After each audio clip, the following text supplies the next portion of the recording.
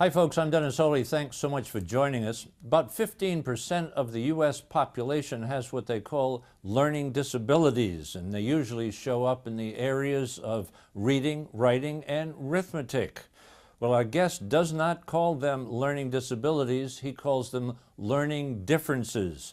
And he's developed an amazing reading program called FAST, which is getting some terrific results. A personal conversation with educator Steve Tattum next. This is America. This is America is made possible by Hyundai Motor America, maker of the 2007 Sonata.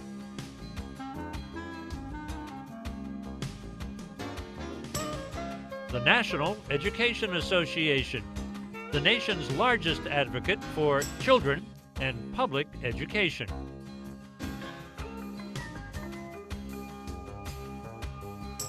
The city of Paducah, Kentucky, located in McCracken County, home of the Paducah Artist Relocation Program. The Rotendaro Family Trust, the CTC Foundation, and the American Life TV network.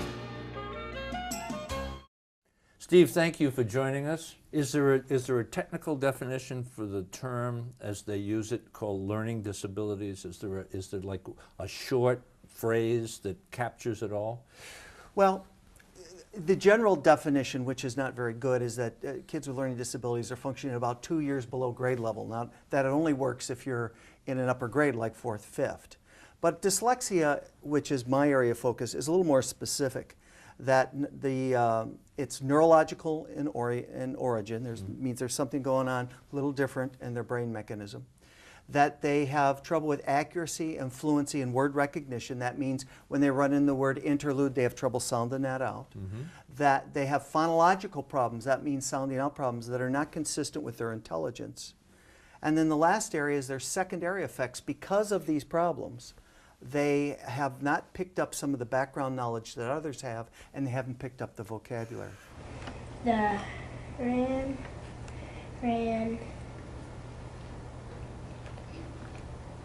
at a fair. The cat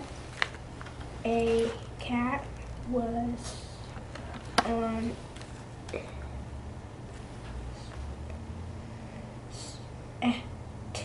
sat. That was wonderful. Start over.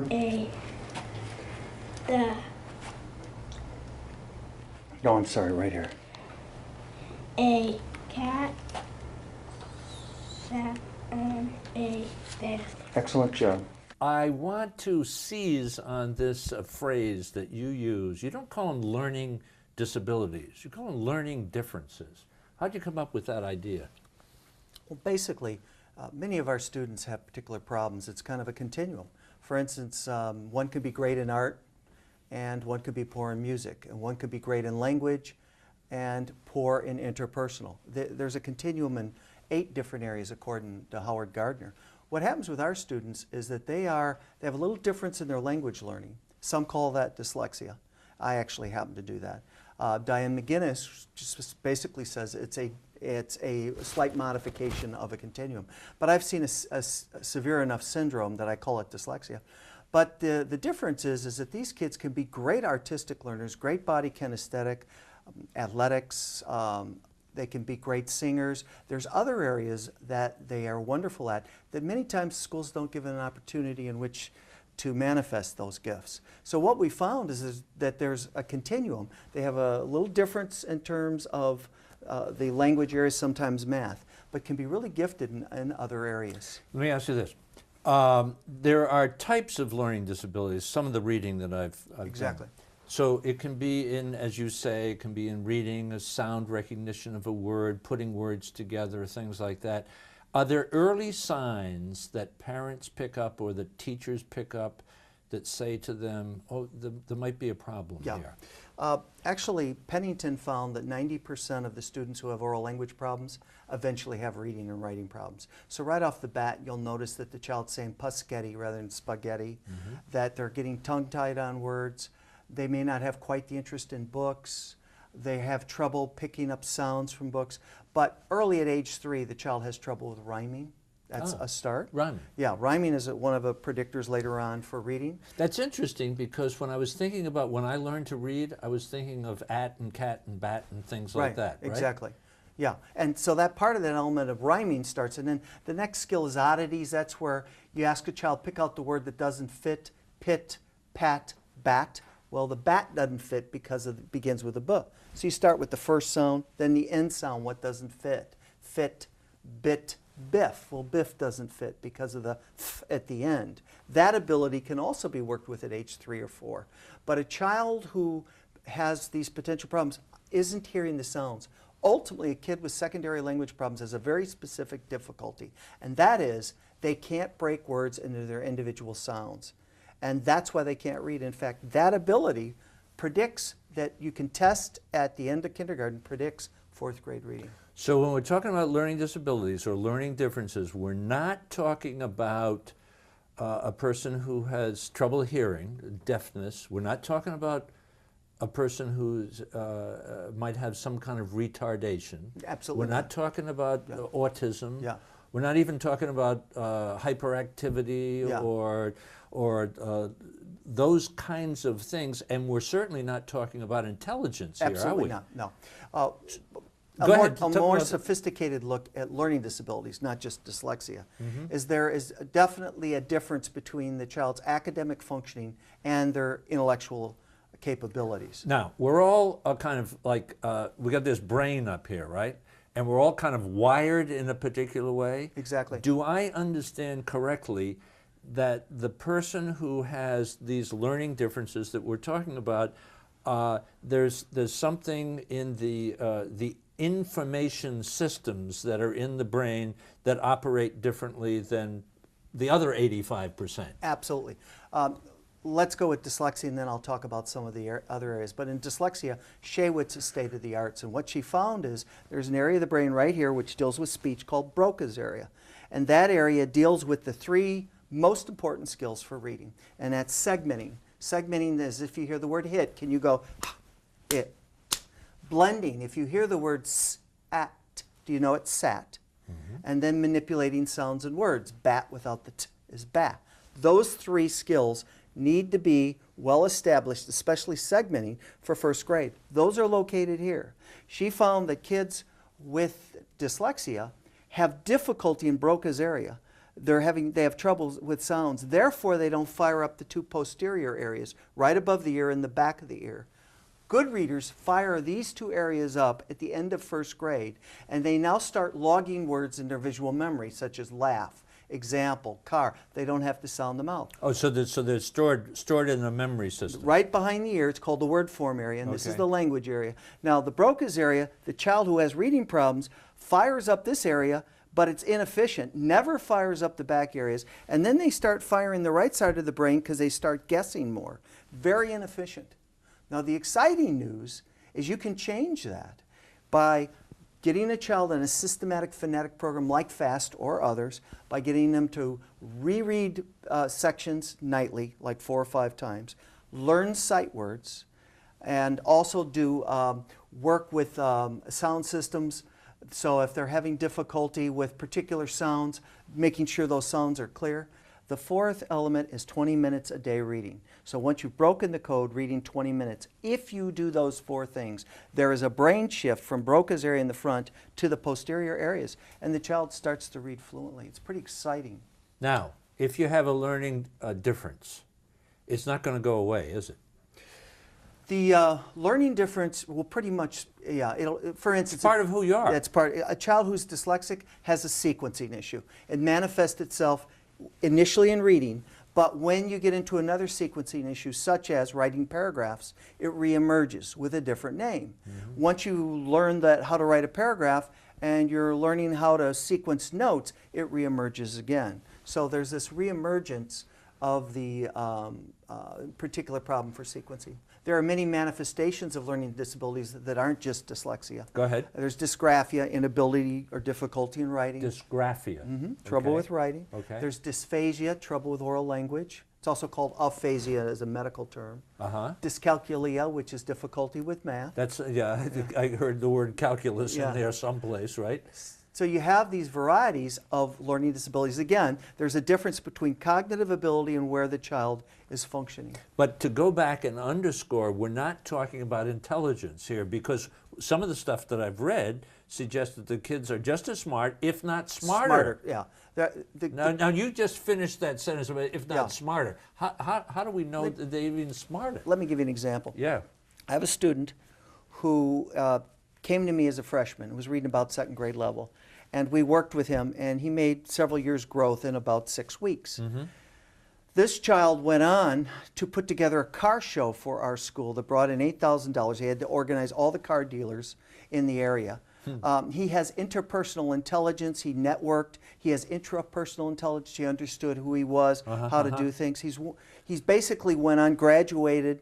He's now in a university, and he can go into any career that involves intrapersonal, spatial, organization abilities, and he's learned how to compensate for his language issues through our program and through using various instruments. So that there are obstacles, certainly, but part of what you're all about, I gather, is to identify the aptitudes that a youngster might have, the special gifts that they might have, so in order that they can, in some ways, overcome and conquer some of the obvious obstacles, because school is so much about reading, and that has to be very frustrating and painful for a youngster. It's very, and basically, there's 5 needs that need to be met for a child to be successful. They have to feel secure, they belong, they gain academic power, they have some freedom and fun. If those needs aren't met, they don't flourish. A child who has a learning disability, their sense of security and belonging fades, so they put on a mask. The mask may be the comedian mask, it may be the tough guy mask, it may be the recluse. So our job with these kids is to take off the mask. How we take it off is get them success, but also get them in their strong areas. And every child has strong areas. Did you have trouble when you were a youngster? You did? Yeah. I did. Was that kind of lead you into what you're doing now? People would say so. But what problem did you have when you were well, a I youngster? still wrote with Crayolas in 3rd grade. And that's very healthy, I yeah, think. and I couldn't read. And so I started in the bottom reading group in 3rd grade. And the teacher, Mrs. Sweeney, who I'm indebted to today, my mom loves Mrs. Sweeney, she actually put me in the bottom group. And as time wore on, I moved up to the top group. And I have a letter that I found from Mrs. Sweeney that said, you know, Steve had problems, but he's worked real hard, and he has a gift for phonics, which is interesting because that's what I do now. You have a master's degree in education. Correct. From George Washington University. Correct. Washington, D.C. Right. So you searched out and looked at, and I gather as you were speaking at the beginning of our conversation, you were dropping the names of people who are associated with education into our conversation. Right.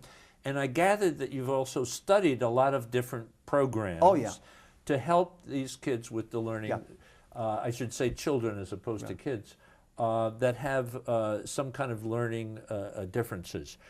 What did you discover about some of the programs, and keeping it very simple so that I can handle it as you tell me, what makes your program, your FAST program, different than some of the other reading programs that are out there? Well, as I look at it, the father of phonics is the Orton-Gillingham systems, and there's many systems like Project Read, Alphabetic Phonics, Wilson Language, etc. And the mother of systematic phonics is the Lindemood Bell system out in California. And it deals a lot with the auditory. Orton deals a lot with the visual. And so I experienced many Orton systems, the Lindemood system, but no one was really looking at what was going on in some of the whole language systems. Now, whole language gets a bad rap these days. What does that mean? Well, whole language is where you learn, you basically get thrown in the books, and you the viewpoint is we need to expose kids to healthy reading right off the bat, and that the written language is just like oral language. It'll happen naturally. That's an error. That does not occur. We have an oral language device that that organizes oral language. We don't have a reading device. So the premise was an error.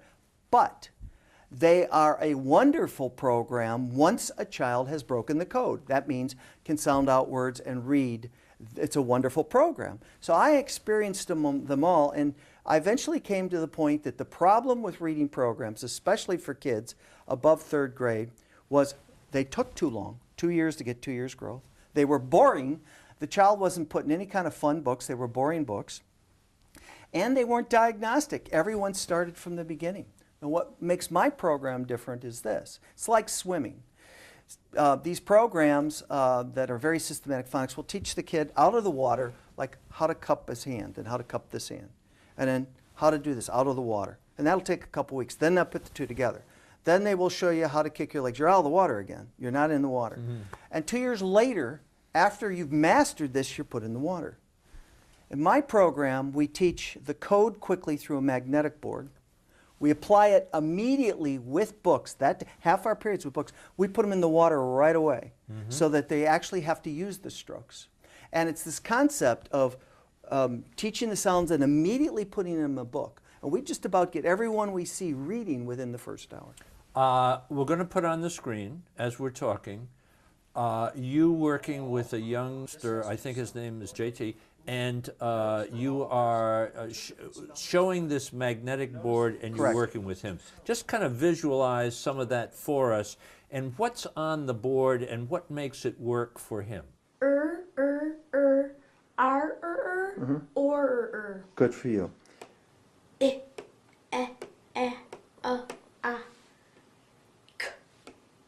ch.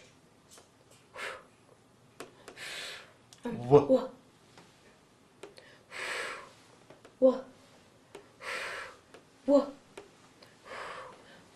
Good. Well, what's on the board is the basic code. We have 44 sounds, and there's manifestations of those sounds. For instance, the E sound, basically you have one spelling pattern of E as an E, or an E consonant E, or an EA, or an EI, or an EY, or an IE. Lots of different pictures. That's what makes the English language difficult. Is English hard language to learn? Yeah, it is. Spanish is much easier. Italian, those are much more phonics based. But English... What's a phonic? A phonic is a sound. It's a sound. Yeah. And there are some programs that argue that letters don't have sounds, okay?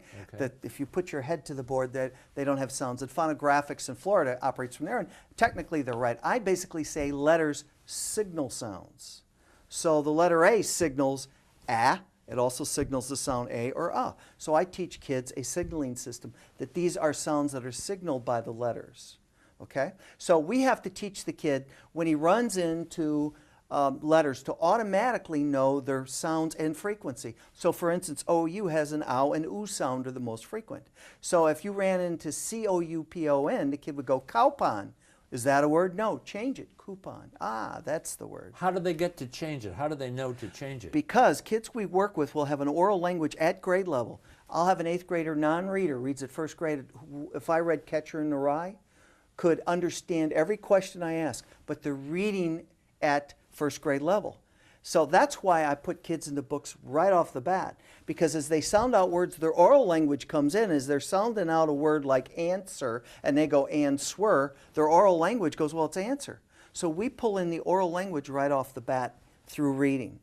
And the bit of information that hasn't registered yet in many of our schools is that you don't have to do these phonological skills of segmenting, blending, etc. in isolation. When you read, those skills improve. So what I do is I teach them some sounds, I have them apply it in reading, and by reading I'm improving their sounds. Supposing a youngster comes to you and they are just psyched out about the whole business of reading, they're embarrassed that they can't read very well, they don't even want to give it a try. How do you kind of break through and start to give them some confidence that they can do it? How do you approach that part of it? Because that's a lot of psychology you're working with. It is. Isn't it? Number one, I show absolute confidence in the child. Number two, I immediately compare them to somebody else, and I say, you know what, I just worked with a couple kids who didn't even know the T sound, and look at you. You know the consonants, vowels. We're cooking.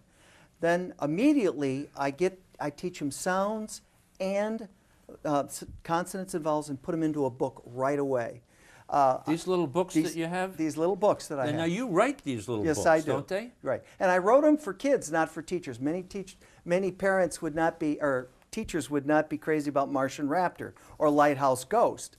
But I wrote these books for kids. And they're phonetically controlled. The Martian Raptor's dealing with what are called the diphthongs. And Lighthouse Ghost is dealing with other vowel teams that are difficult. But the books are phonetically controlled, but they're chapter books and fun.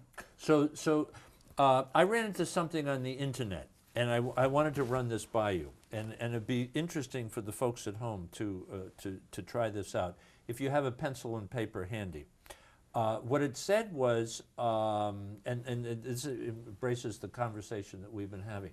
It said that, say the numbers 1 through 20 out loud. And I did this last night, 1, 2, 3, 4, 5, 6, 7, 8, 9, 10, 11, 12, to 20, right? Then it said, after you've said them out loud, write them down with the hand that you usually don't use. So in my case, it would have been the left hand. Exactly. It would have been the left hand. And as I did that, I struggled to do that, and this is the page that I came up with last night. And it looks pretty tentative, and it looks pretty scary to me. Exactly. But it does say something to give those of us who have not experienced a learning difference Exactly. a feel for what the struggle must be all about. Exactly. Yeah, what you were doing is you were learning a basic skill that wasn't programmed in your brain, and that's what a child with dyslexia has to do. What does it do for you? What does it do for parents, for teachers, for reading experts? A lot of schools have a reading specialist. Right. What does it do when a kid is jumping up and down saying, I can read, I can read, I can read, when they never thought they could? Well, that is the pinnacle of education. That is the thing that we want, is getting a child to read. And so you can't even put words on it, because reading is the doorway to knowledge. It's the doorway to being useful. Give me just a brief capsule of somebody, you've given one or two already, but somebody that really moved you. Your most moving story about somebody who came to you who just couldn't read at all, and you just broke through. Well, I was coming here in the fall, and Kathy and Richard Genthy, who basically are supporting a dyslexic foundation here in Michigan to develop programs throughout the state, said there's a child that has a severe reading problem. Would you work with it? Now, I had worked with him, and I had planned my week, but I thought I'll spend an hour. So I spent an hour with this kid, and he walked in. He'd been in other systematic phonics programs that take long for 2.5 years, could not read, was in 5th grade, could not read a word. So I checked his consonants, checked his vowels, put them together, put them in his first book, used this what I call almost magical technique called pressure release, where when he makes a second error, I take over, then I give it back to him. And he took off and started reading. So as he left, he clicked his heels, yelled at the top of his lungs, I can read, I can read. And then that night, on the way home in the car, he started reading signs, which he hadn't done since 1st grade. And then I worked with him 7 more sessions that week, and we went through 4 books. He's now a reader. One of the things that I gather in reading some material about your program is the fast doesn't necessarily stand for it happening fast, but it does happen pretty happen. That's actually, I had quickly, 2 definitions, and the second one's a bit laborious, but the main one, fast, is for that reason. We, in about 20 hours, get on the average about 2 years growth in reading. Most programs take about 2 years. And it has to do with us putting the kid in the water right away and teaching him how to swim and not waiting 2 years. Quick question. You've taught a lot of teachers. Correct. And you've been involved in a lot of school systems, right? Right. How do the school systems react to what you're trying to do? Well, you know, favorably. Littleton Public Schools, we've trained, I think, over 400 teachers there. They are where? Littleton? They're in Littleton, Colorado. Colorado. Cherry Creek Public Schools have adopted it in many of their schools. So it's been favorably accepted, and it basically correlates or goes very nicely with any other good literature program. See, FAST is meant to break the code, then put them in the best literature. As Hirsch says, we ultimately have to expose kids to solid literature that deals with history, science, etc. And FAST goes very nice with any literature program that also teaches cultural literacy. We are at the end of our time. I thank you very much for Thank you. sharing your experience with us, and I wish you well with the FAST program. Thank you, Dennis. Thank you very much. Dennis Wholey's new book is Why Do I Keep Doing That? Why Do I Keep Doing That? Breaking the Negative Patterns in Your Life. Available at your local bookstore. Visit our website at thisisamerica.net for online video and weekly podcasts. Special thanks to Korean Air and the Korea Tourism Organization. This is America is made possible by Hyundai Motor America, maker of the 2007 Sonata.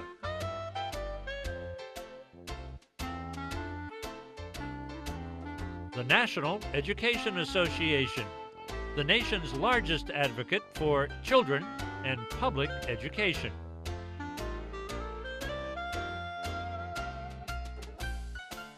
The City of Paducah, Kentucky, located in McCracken County, home of the Paducah Artist Relocation Program.